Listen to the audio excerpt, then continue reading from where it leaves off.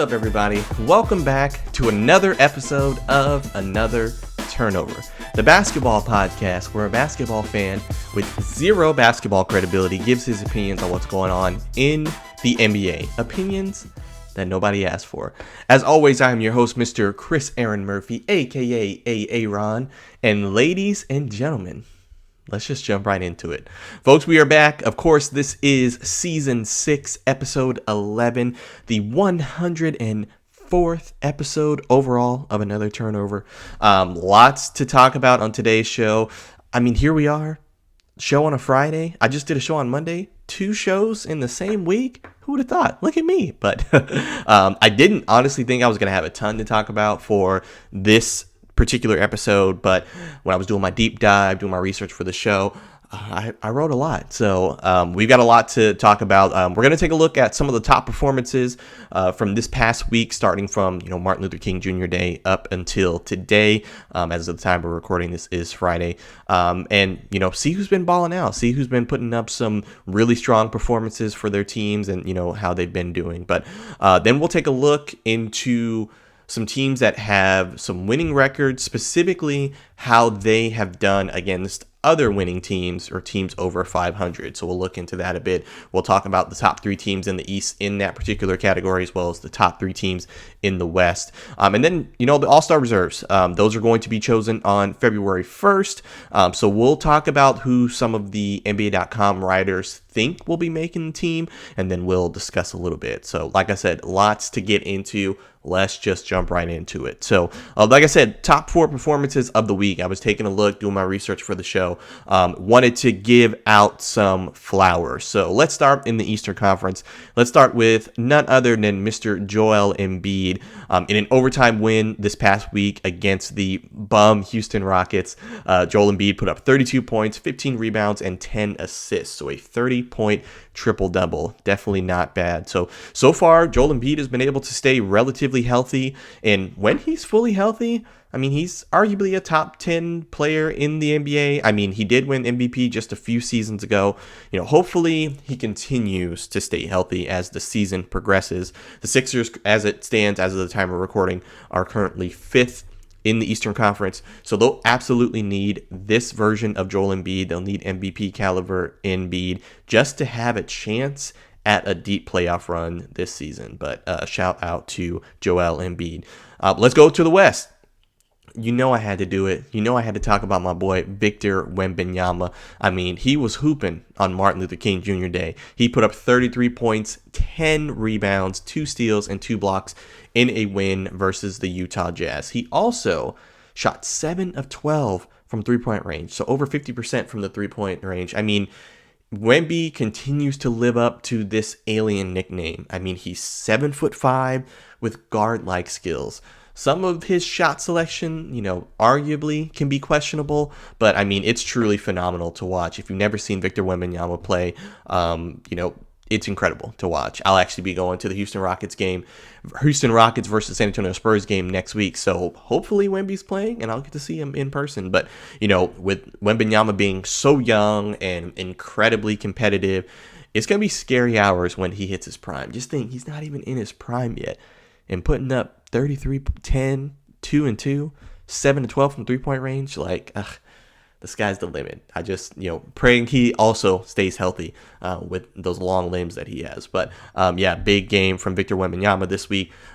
Going back to the East, we'll go back to the Philadelphia 76ers as well. Tyrese Maxey, Joel Embiid's teammate, he had a solid outing in a win against the Pacers this past week, put up 29 points, 8 assists, and 8 steals. You typically don't see that many steals in a game. I when I was doing my research for the show, had to do a double take, and I was like, 8 steals? So nearly a double with steals. You don't really see that too often. So, like I mentioned earlier, the Sixers are currently 5th in the Eastern Conference. After a pretty rough start to the season due to injuries, I think Embiid was out for an extended period. Paul George, Tyrese Maxey was out for a little while as well. But, Tyrese has clearly shined as essentially the number 1 option, or 1A, however you want to put it, for this Philadelphia 76ers team. So shout out to Tyrese Maxey. He's been playing very well, been putting up some good numbers. And then fourth and final performance that I wanted to highlight, we've got old man James Harden. So James Harden turned back the clock a bit, leading the Clippers to a 110-106 victory against the Washington Wizards. In that particular game, he had 36 points, 9 assists, 7 rebounds, and made 18 of 20 free throws. So definitely turned back the clock. That was a performance that, I was wondering if he had his Houston Rockets jersey underneath his LA Clippers jersey that particular night. But, in large part due to James Harden's, play at the point guard spot, the Clippers have done pretty much a 180-degree turn. They are 12-3 in their last 15 games. Harden's averaging 25, 8.5 assists, and 4.5 rebounds. Not shooting the best from the field right now. He's shooting like 39% from the field and then only like 27 or 28% from three-point range. But nonetheless, he is doing a solid job playmaking, like I alluded to earlier, for this Los Angeles Clippers team. So hats off to James Harden. Definitely a future Hall of Famer. But let's transition. So let's talk about some of the winning teams and how those winning teams have been doing against other teams that are over 500. So this segment that I'm going to talk about comes from an article on NBA.com. So the credit goes out to John Suchman at NBA.com, but he discusses who's performed in the big games so far this season. And he specifically looked at teams with winning records, and how they fared in big games. Now, he defines big games, John Suchman that is, as games against team who have a 500 record or better. So basically 500, if you're not familiar with what that means in NBA terms, it's basically you have more wins than losses. So if you've played, 30 games, if you have 16 wins and 14 losses, you're up and above 500 team. If you have 10 wins and 20 losses, you are a below 500 team. So I hope that makes sense. But, the article looks at 16 teams with winning records in this category. We're not going to look at every single team in the article, but I will take a look at the top 3 teams in each conference. So let's start with the Eastern Conference. So the Detroit Pistons, they are currently 12-4 versus teams at or greater than 500, and they are currently number 1 in the standings in the Eastern Conference. So a lot of the Pistons' success is attributed to their defense. I mean, they've got some guys who've been putting up some numbers as well offensively, but, mostly due to their defense. Currently ranked first in blocks and steals and third in rebounding. So when I was taking a look at the show, doing my research, I was like, holy cow. So this Pistons team they're doing very well. I still think it's a little bit of fool's gold, but, hopefully that doesn't come back to bite me a little bit later. But against the Boston Celtics and the New York Knicks, who are number 2 and 3 respectively in the Eastern Conference, the Pistons are 4-1 so far this season. They beat Boston 3 times, and they beat the New York Knicks 1 time. So the article highlights how they've played the fewest games against teams that are over 500, and they also have yet to play the top 3 teams in the Western Conference. So they have not played the Thunder, they have not played the Spurs, and they have not played the Nuggets. But still, Detroit Pistons in the first half of the season doing pretty well. And then let's talk about the Boston Celtics against teams that are at or greater than 500. They are 13-11, currently number 2 in the Eastern Conference, like I mentioned. So of that 13-11 record, they are actually only 1-6 against teams with a better overall record than themselves. And then they're 12-5 versus teams with a worse record than them, but still over 500. So very interesting stat there. They're 1-6 against teams like Denver, Detroit, Houston, and San Antonio. They make up that 1-6 record for the Boston Celtics. So not great against some of the stronger teams in the NBA, obviously. But 9 out of their 11 losses have been within 5 points within the last 5 minutes of the game. So those are classified as clutch games. Basically, if the game is within 5 points within 5 minutes, considered a clutch game. They've played the most clutch games out of the whole group in, this particular article, but they'll definitely want to improve that stat going into the playoffs because more games, I personally feel, I don't have the statistics to back this up, but more games are close in the playoffs. I mean, the Celtics, they're champions. They won the championship just a couple years ago, so they know all about that, but they'll definitely want to improve that stat going into the playoffs, at least I believe that they would. Now, Boston's next 6 games will be against teams either at or below 500 as it stands right now. The next time they play an above 500 team actually won't be until they play the Houston Rockets on February 4th. So hopefully the Celtics will get a little bit of a reprieve and, beat who they're supposed to beat on those teams that are below 500. And then let's talk about the Orlando Magic. So they are actually only 10-12 versus teams that are greater than 500, and they're currently sitting at 7 in the Eastern Conference. Now, despite the Orlando Magic's solid offensive efficiency against teams that are over 500, they still have a losing record versus these teams. Their next 6 games will be versus teams that are over 500, starting with the Cleveland Cavaliers this Saturday. So earlier in the season, if I'm not mistaken, I definitely had the Orlando Magic surging at some point in the season, and they've been doing relatively well. I have the standings here. Orlando Magic are currently sitting, like I said, at 7th in the Eastern Conference, and they're only a game, or no, they're 2.5 games back from 3rd. So, I mean, you put off 6 or 7, 8 wins in a row, they definitely could be higher within the next couple of weeks. But the Orlando Magic sitting at 10-12 versus teams at or greater than 500. So let's transition. Let's hit the Western Conference. So as much as it pains me to talk about this particular team, but the Houston Rockets currently 13-6 versus teams at or greater than 500. They are currently 4th in the Western Conference. Now, interestingly, the Rockets have the best record against greater than 500 teams in the West, but they're also only 13-9 against teams that are at or below 500. So they've had some questionable losses against, below 500 teams, but I got to give them their credit. Solid wins against San Antonio and Denver, but they did lose last night against the Philadelphia 76ers in overtime, and as of the time of recording on Friday, they will be in Detroit for the second night of a back-to-back. So we shall see how that record holds up for the Houston Rockets, but nonetheless, relatively solid against teams at or better than 500. Oklahoma City, also sitting at 13-6 versus teams at or greater than 500. Currently, obviously, number 1 in the West, number 1 in the league as a whole. Similarly to the Detroit Pistons, the Thunder's solid defense has pretty much propelled them in most of their games against teams at or better than 500. 4 of their 6 losses have come by 5 points or less, while 8 of their 13 wins have been determined by 20 points or more. So, Thunder still, overall in the grand scheme of things, dominating, playing very well on both ends of the floor. Next week will be the start of a test for them, though, as they have 7 straight games against teams over 500, with 5 out of those 7 being on the road. So it'll be very interesting to see how they respond.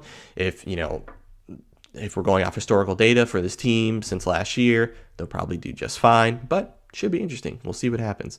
And then you got the Denver Nuggets, who are 13-7 versus teams at or greater than 500, currently 3rd in the Western Conference. Now, the Nuggets have been able to remain steady in the absence of Jokic. Obviously, he has been out for a few weeks now with a hyperextended knee. They're 3-2 against winning teams without him.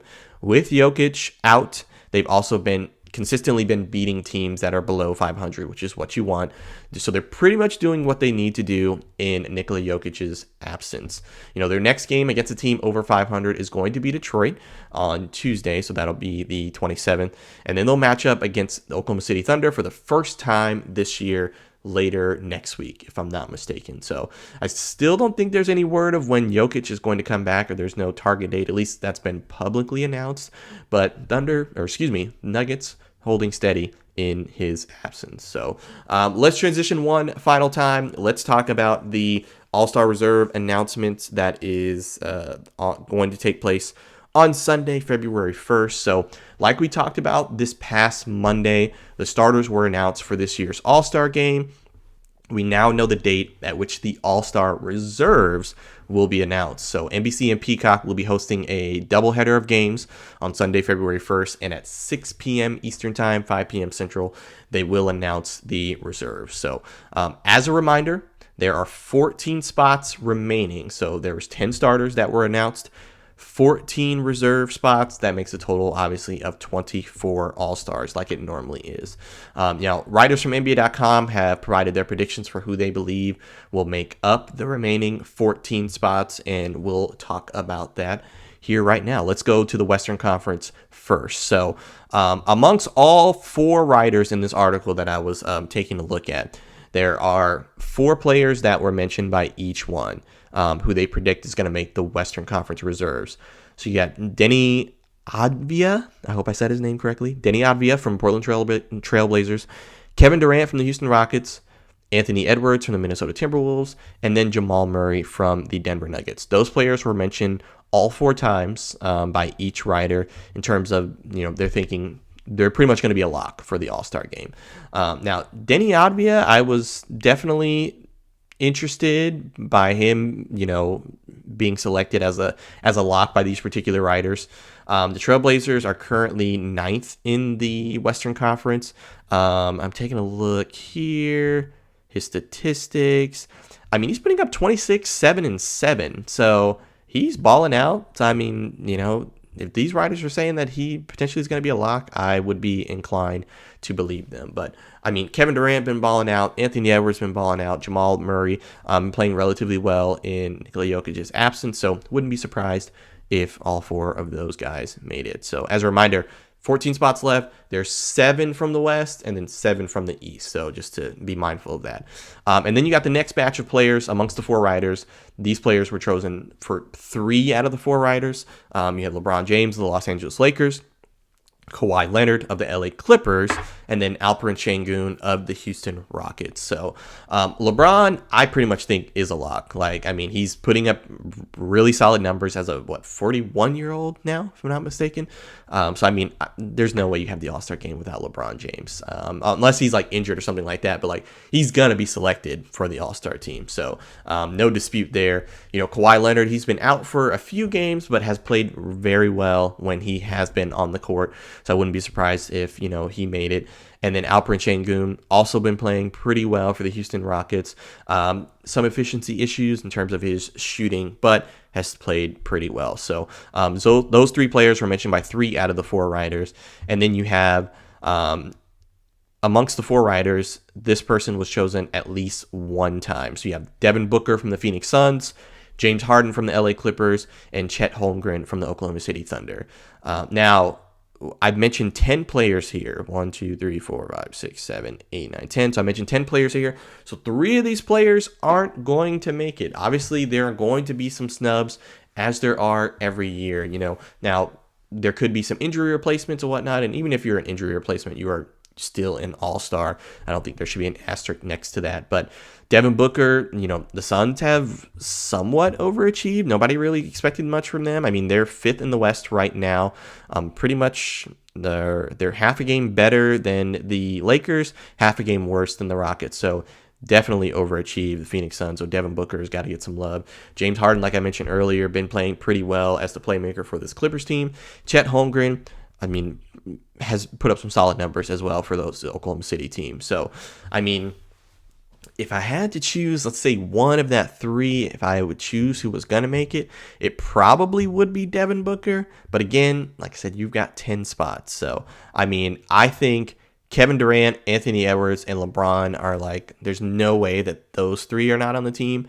Everybody else, we'll see. I even might put, Deni Avdija in that category as well, just based off his statistics. But typically the All-Stars aren't rewarded for losing, and the Trailblazers aren't that good. So we'll see. I don't know. But I think if I had to choose 3, for sure they're going to make the team. Kevin Durant, Anthony Edwards, LeBron James. Those 3 are definitely going to make it. So, but we shall see. We'll see what happens.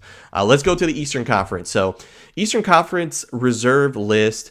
Not as much star power in the names, in my personal opinion, but let's just talk about it here. So you've got Scotty Barnes from the Toronto Raptors, Jalen Johnson from the Atlanta Hawks, Donovan Mitchell from the Cleveland Cavaliers, and then Karl Anthony Towns from the New York Knicks. So obviously Donovan Mitchell, Cleveland Cavaliers, solid. Yeah, I don't. There'd be no surprises if he made it. Karl Anthony Towns has played relatively well. Wouldn't be super surprised if he made it. And those 4 players also were named by all 4 writers in this particular article. Jalen Johnson, I'll be honest, don't really know a whole lot about him because the Atlanta Hawks are never on TV. Currently the Atlanta Hawks are sitting at 10th in the Eastern Conference, 21-25. Let me take a look at Jalen Johnson here. He's putting up 23, 10, and 8 off 51% from the field. Yeah, just based off those stats alone, yeah, that's definitely all-star caliber. So, wouldn't be surprised if he made it. And then you've got these 2 players that were chosen by 3 out of the 4 writers. You have Jalen Duren from the Detroit Pistons, who we've been talking about, been very solid. Michael Porter Jr. from the Brooklyn Nets, which I had to look up because I was like, Michael Porter Jr. is a potential all-star. They're 13th in the Eastern Conference. They're 12-30. Like, what the heck? So I was taking a look here. Let me pull up Michael Porter Jr. stats. He's averaging 25 and 7. 48% from the field. So, I guess all-star caliber numbers. But, Michael Porter Jr. was mentioned in the article. And then you have 2 players that were mentioned twice. Josh Giddey from the Chicago Bulls, Norman Powell from the Miami Heat. I think you could go either way with them. Neither one of their teams are doing all that well. The Heat are ranked 8th. The Bulls are ranked 9th, so they're kind of, pretty much exactly where we anticipated. And then you have Pascal Siakam and Derek White. Now, don't get me wrong, I love Derek White. He's a former San Antonio Spur, plays for the Boston Celtics now, so he plays for my second favorite team. Putting up some good numbers. Don't think he's going to make the All-Star team. That's just my personal opinion. Pascal Siakam, I really like his game. I enjoy watching Pascal Siakam play. The Pacers are terrible. Don't think he's going to make the All-Star team. So if I had to choose my top 3, like for sure that are going to make it, I'd probably say Donovan Mitchell, Scotty Barnes, and just based off his numbers, probably Jalen Johnson. So, I think those 3 are like guaranteed to make it. Everybody else on here, we could be looking at Snub City, or some of them are going to be looking at Snub City. We'll say that. But so those are the reserves in terms of, the predictions, I should say, for the reserve team from NBA.com writers. But we'll see what the real thing comes to be on February 1st. Like I said, 6 p.m. Eastern time on NBC and Peacock. But ladies and gentlemen, that is all the show I have for you fine folks. As I always say, thank you so much for watching. Thank you so much for listening. If you could do all the good things for me, like, share, subscribe, leave comments, I would greatly appreciate it. Follow Another Turnover at Another Turnover on all the socials. I would also greatly appreciate it. But this weekend is shaping up to be one for the books, not strictly because of hoops action, but nearly every state in the country is going to be getting some significant weather. So whether it is ice or freezing rain or snow or whatever it is, please stay safe. Stay home if you can. Do not be on the roads. I don't care if you drive an all-wheel drive vehicle. You can't drive on ice. Speaking from personal experience. So praying that there are no major power outages for anyone. Everyone's stocked up with what they need. And enjoy the time you have. If you're hunkered down with family, get some time. Take some time to know them. You could live with people you don't even know who they are. So, but hopefully everyone stays safe and hopefully it's not as bad as people are anticipating. But like I said, appreciate y'all. Thank you so much. And I will see you next week. Peace.